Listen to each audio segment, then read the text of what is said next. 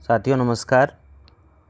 हम लोग राजकीय महाविद्यालय प्रवक्ता भर्ती परीक्षा 2017 के हिंदी विषय के प्रश्न पत्र को सॉल्व कर रहे हैं। पिछले वीडियो में 20 क्वेश्चन तक हो गया था, आज उसके बाद के प्रश्न को देखेंगे।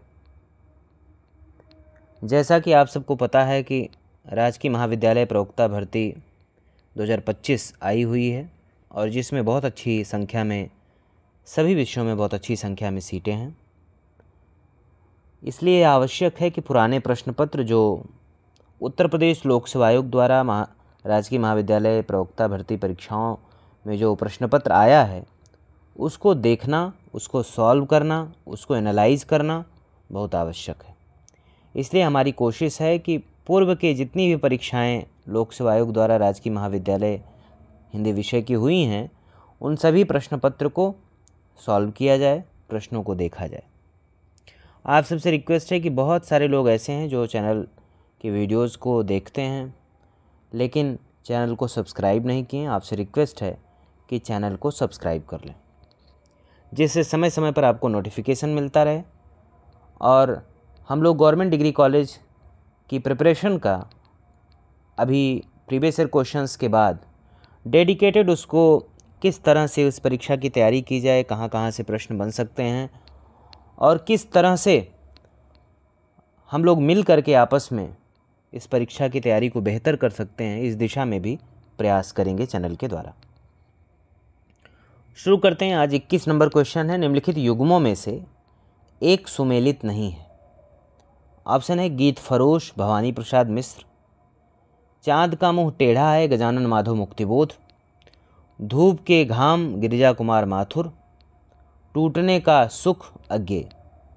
तो इसमें ऑप्शन डी टूटने का सुख अज्ञेय यह सुमेलित नहीं है क्योंकि टूटने के का सुख भवानी प्रसाद मिश्र की रचना है। अगला प्रश्न है, गिरजे का घंटा इनकी पहली कविता मानी जाती है। किसकी पहली कविता है? ऑप्शन है जयशंकर प्रसाद, सुमित्रा नंदन पंत, सूर्यकांत त्रिपाठी निराला, राजकुमार वर्मा। तो इसका सही उत्तर है ऑप्शन बी सुमित्रा नंदन पंत। गिरजे का घंटा सुमित्रा नंदन पंत की पहली कविता मानी जाती है। यह कविता 1946 में तो नहीं होगी, ये गलत फैक्ट यहाँ पर है। आचार्य रामचंद्र शुक्ल पंत को छायावाद का प्रतिनिधि कवि मानते हैं, उन्हें छायावाद का विष्णु भी कहते हैं। सुमित्रा नंदन पंत की रचनाएं हैं उच्छ्वास, ग्रंथि, वीणा, पल्लव, गुंजन, युगांत, युगवाणी, ग्राम्या, स्वर्ण किरण, स्वर्ण धूल, युगपथ, उत्तरा, रजत शिखर, शिल्पी, अतिमा, वाड़ी, 100 वर्ण, कला और बूढ़ा चांद इत्यादि। अगला प्रश्न है, मैथिली क्षण गुप्त कृत यशोधरा की विधा क्या है? किस विधा में यशोधरा लिखी गई? ऑप्शन है गद्य विधा, ऑप्शन बी है पद्य, ऑप्शन सी है चंपू, ऑप्शन डी है इनमें से कोई नहीं। इसका सही उत्तर है ऑप्शन सी चंपू काव्य। मैथिली क्षण गुप्त कृत यशोधरा चंपू काव्य है। इसका प्रकाशन 1933 ईस्वी में हुआ। यह गौतम बुद्ध के गृह त्याग की कहानी को केंद्र में रखकर लिखा गया है। इसमें गौतम बुद्ध की पत्नी यशोधरा की विरहजन्य पीड़ा की अभिव्यक्ति अत्यंत मार्मिक ढंग से की गई है। यह गद्य पद्य मिश्रित विधा है, इसलिए इसे चंपू काव्य कहा जाता है। अगला प्रश्न है, छायावाद तत्वतः प्रकृति के बीच जीवन का उद्गीत है, यह किसने कहा? यह उद्घोष। ऑप्शन है महादेवी वर्मा, नंद दुलारे वाजपेयी, जयशंकर प्रसाद, रामविलास शर्मा। तो इसका सही उत्तर है ऑप्शन ए महादेवी वर्मा। महादेवी वर्मा ने कहा था छायावाद के विषय में कि छायावाद तत्वतः प्रकृति के बीच जीवन का उद्गीत है। नंद दुलारे वाजपेयी ने कहा कि मानव अथवा प्रकृति के सूक्ष्म किंतु व्यक्त सौंदर्य में आध्यात्मिक छाया का भान मेरे विचार से छायावाद की एक सर्वमान्य व्याख्या हो सकती। जयशंकर प्रसाद ने कहा कि जब वेदना के आधार पर स्वानुभूत मची अभिव्यक्ति होने लगी तब हिंदी में उसे छायावाद के नाम से अभिहित किया गया। रामविलास शर्मा कहते हैं कि छायावाद स्थूल के प्रति सूक्ष्म का विद्रोह नहीं वरन थोथी नैतिकता, रूढ़िवाद और सामंती साम्राज्यवादी बंधनों के प्रति विद्रोह रहा। अगला प्रश्न है, मुक्तिबोध की प्रसिद्ध कविता चांद का मुंह टेढ़ा है की भूमिका एक विलक्षण प्रतिभा शीर्षक से किसने लिखी थी? ऑप्शन है अज्ञेय, शमशेर बहादुर सिंह, डॉक्टर नामवर सिंह, डॉक्टर रामविलास शर्मा। तो इसका सही उत्तर है ऑप्शन बी, शमशेर बहादुर सिंह। मुक्तिबोध की प्रसिद्ध कविता चांद का मुंह टेढ़ा है की भूमिका एक विलक्षण प्रतिभा शीर्षक से शमशेर बहादुर सिंह ने लिखी है। मुक्तिबोध की रचनाओं का विवरण इस प्रकार है। चांद का मुंह टेढ़ा है 1964 में, भूरी भूरी खाक धूल 1980 में, कहानी संग्रह काठ का सपना और सतह से उठता आदमी, विपात्र आदि। आलोचनात्मक कृतियां हैं। कामायनी एक पुनर्विचार महत्वपूर्ण है, नई कविता का आत्मसंघर्ष ये भी महत्वपूर्ण है, और नए साहित्य का सौंदर्य शास्त्र, ये 3 आलोचनात्मक कृतियां हैं। अगला प्रश्न है, निम्न में से एक द्विवेदी युगीन कविता की प्रवृत्ति नहीं है। ऑप्शन है कल्पना का अतिरेक, राष्ट्रीयता, इतिवृत्तात्मकता, नीति और आदर्श का चित्रण। तो इसका सही उत्तर है ऑप्शन ए, द्विवेदी युगीन कविता में कल्पना का अतिरेक नहीं, यह छायावाद की प्रवृत्ति है। अगला प्रश्न देखते हैं, सही युग्म का चयन कीजिए। ऑप्शन है फिलहाल विपिन कुमार अग्रवाल, इन दिनों रघुवीर सहाय, सहचर है समय रामदर्श मिश्र, सोना माटी कुंवर नारायण। तो इसका सही उत्तर है ऑप्शन सी, रामदर्श मिश्र। फिलहाल अशोक वाजपेयी की रचना है, इन दिनों कुंवर नारायण की, सहचर है समय रामदर्श मिश्र की, और सोना माटी विवेकी राय का उपन्यास है। अगला प्रश्न है, उठ जाग मुसाफिर भोर भई अब रैन कहाँ जो सोवत है, यह किस अवधि सम्राट कवि की रचना है। ऑप्शन है विश्वनाथ त्रिपाठी, दूसरा सप्तक से, तीसरा सप्तक से, तार सप्तक से। तो इसका सही उत्तर है ऑप्शन बी। उपयुक्त पंक्ति अवधी सम्राट कवि वंशीधर शुक्ल की है। वंशीधर शुक्ल हिंदी और अवधी भाषा के कवि होने के साथ साथ स्वतंत्रता सेनानी व राजनेता भी थे। उन्होंने मातृभूमि की सेवा करते हुए स्वतंत्रता आंदोलन में भाग लिया, जिसके कारण उन्हें अनेक बार जेल भी जाना पड़ा। उनकी कालजयी कविताएं हैं उठ जाग मुसाफिर भोर भई अब रैन कहाँ जो सोवत है। दूसरी कविता है कदम कदम बढ़ाए जा खुशी के गीत गाए जा, ये जिंदगी है कौम की तू कौम पर लुटाए जा। अगला प्रश्न है, हिंदी में प्रयोगवाद का प्रारंभ किस रचना से माना जाता है। ऑप्शन है नया सप्तक से, तार सप्तक से, दूसरा सप्तक से, तीसरा सप्तक से, किससे। तो इसका सही उत्तर है ऑप्शन डी, तार सप्तक से। हिंदी में प्रयोगवाद का प्रारंभ तार सप्तक से माना जाता है। सन 1943 में अज्ञेय ने 7 कवियों का एक मंडल बनाकर तार सप्तक का संपादन किया। तार सप्तक के कवि हैं गजानन माधव मुक्तिबोध, नेमचंद्र जैन, भरत भूषण अग्रवाल, प्रभाकर माजवे, गिरिजा कुमार माथुर, डॉक्टर रामविलास शर्मा और अज्ञेय।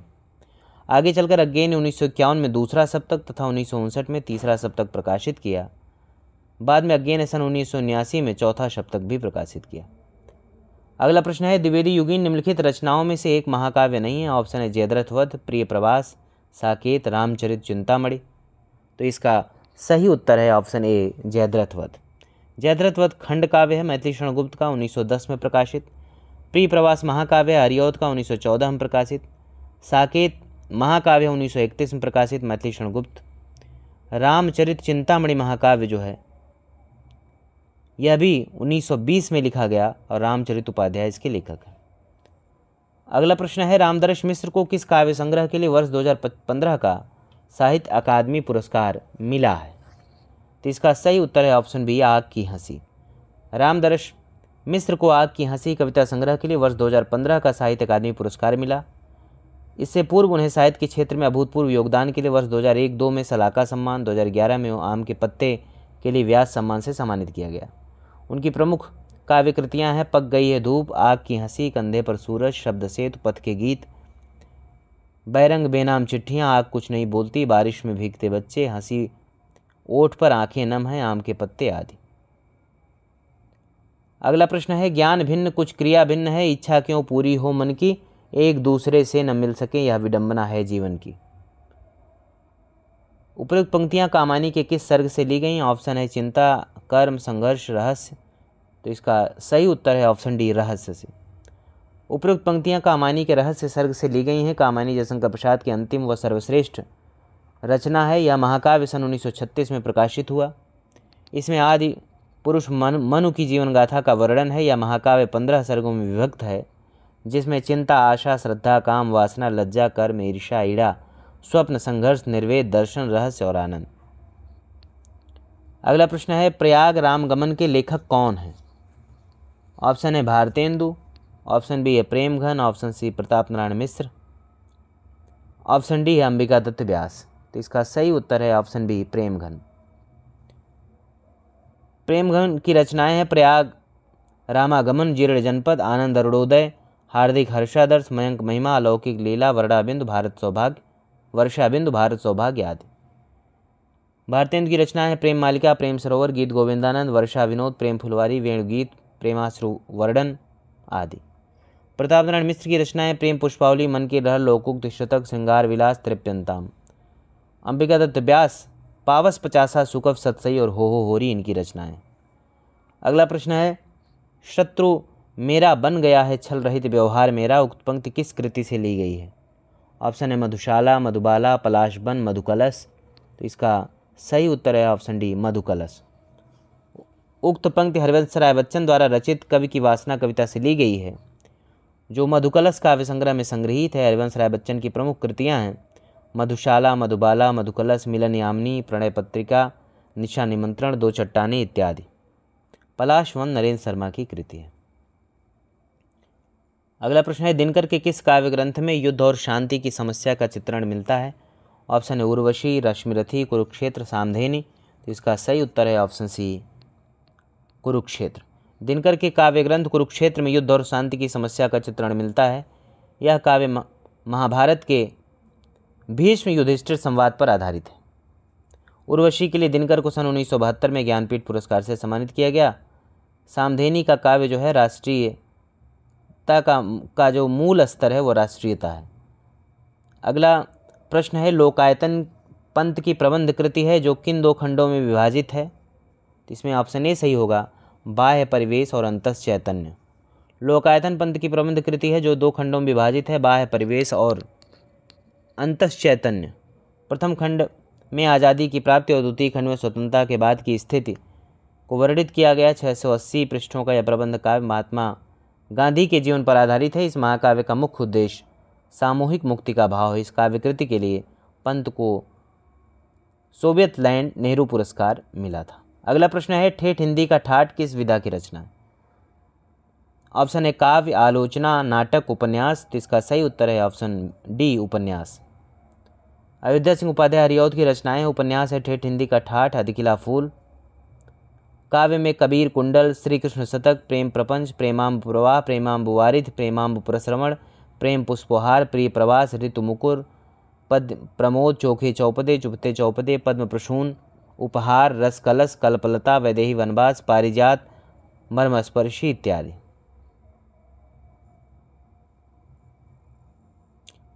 अगला प्रश्न है हरिवंश राय बच्चन की काव्यधारा का उल्लेख कीजिए। छायावादी, हालावादी, प्रयोगवादी, प्रगतिवादी। तो इसका सही उत्तर है ऑप्शन बी हालावादी। हरिवंश राय बच्चन हालावादी काव्यधारा के प्रवर्तक कवि हैं। हालावाद का समय 1933 से 1936 ईस्वी तक माना जाता है। इस काव्यधारा में वैयक्तिकता की प्रधानता है। संसार के दुख दर्द निराशा को भूलकर प्रेम की मस्ती में डूबकर प्रेम को ही सर्वस्व मानना हालावाद की प्रमुख विशेषता है। यह काव्य उन्मुक्त प्रेम काव्य या प्रेम और मस्ती के काव्य के नाम से जाना जाता है। इसमें मस्ती है, अल्हड़ता है और अक्खड़ता है। हालावादी काव्य पर उमर खयाम की रुबाइयों का प्रभाव है। बच्चन कृत मधुशाला, मधुबाला, मधुकलश हालावाद की धर्मग्रंथ मानी जाती है। अगला प्रश्न है जिंदगी और गुलाब किसका कहानी संकलन है? ऑप्शन है उषा प्रियंवदा, मृणाल पांडे, चित्रा मुदगल, मृदुला गर्ग। तो इसका सही उत्तर है उषा प्रियंवदा, ऑप्शन ए जिंदगी और गुलाब के फूल। इसके अलावा फिर बसंत आया, एक कोई दूसरा, कितना बड़ा झूठ आदि भी इनकी रचनाएं हैं। अगला प्रश्न है गोदान उपन्यास की मुख्य कथा का आधार है क्या है? ऑप्शन है प्रेम प्रपंच, कृषक जीवन, दहेज प्रथा, अंग्रेजी राज। तो इसका सही उत्तर है ऑप्शन बी कृषक जीवन। प्रेमचंद कृत गोदान उपन्यास कृषक जीवन का महाकाव्य है। इसका प्रकाशन सन 1936 ईस्वी में हुआ। इसमें भारतीय ग्रामीण समाज एवं परिवेश का यथार्थ चित्रण किया गया है। उपन्यास का नायक होरी भारतीय कृषक जीवन का प्रतिनिधित्व करता है। इसमें किसान दंपत्ति होरी और धनिया के माध्यम से भारतीय किसानों की संघर्षपूर्ण जीवन की करुणगाथा प्रस्तुत की गई है। मालती, मेहता, गोबर, मातादीन आदि इसके प्रमुख पात्र हैं। तो आज हम लोग यहीं रुकेंगे। 20 क्वेश्चन हो गए। नेक्स्ट वीडियो में बचे हुए प्रश्नों को हम लोग सॉल्व करेंगे। आप बार बार आप पढ़ते रहें और आने वाले समय में जो परीक्षाएं हैं उसको टारगेट बना करके उसके सिलेबस को ध्यान में रख करके अपनी तैयारी करें। खास करके जो ऑब्जेक्टिव टाइप क्वेश्चंस हैं उस पर विशेष फोकस करें, क्योंकि अगर आप ऑब्जेक्टिव टाइप ऐसे क्वेश्चंस गलत कर देंगे जो अन्य सभी को पता है तो वहाँ आप पीछे हो जाएंगे। इसलिए यह आवश्यक है कि प्रीवियस ईयर के क्वेश्चंस को बार बार पढ़ें, सेलेक्टेड किताबें रखें, उससे आप बार बार पढ़ें और अपने आप को जांचें परखें। तो मिलते हैं हम लोग नेक्स्ट वीडियो में। धन्यवाद।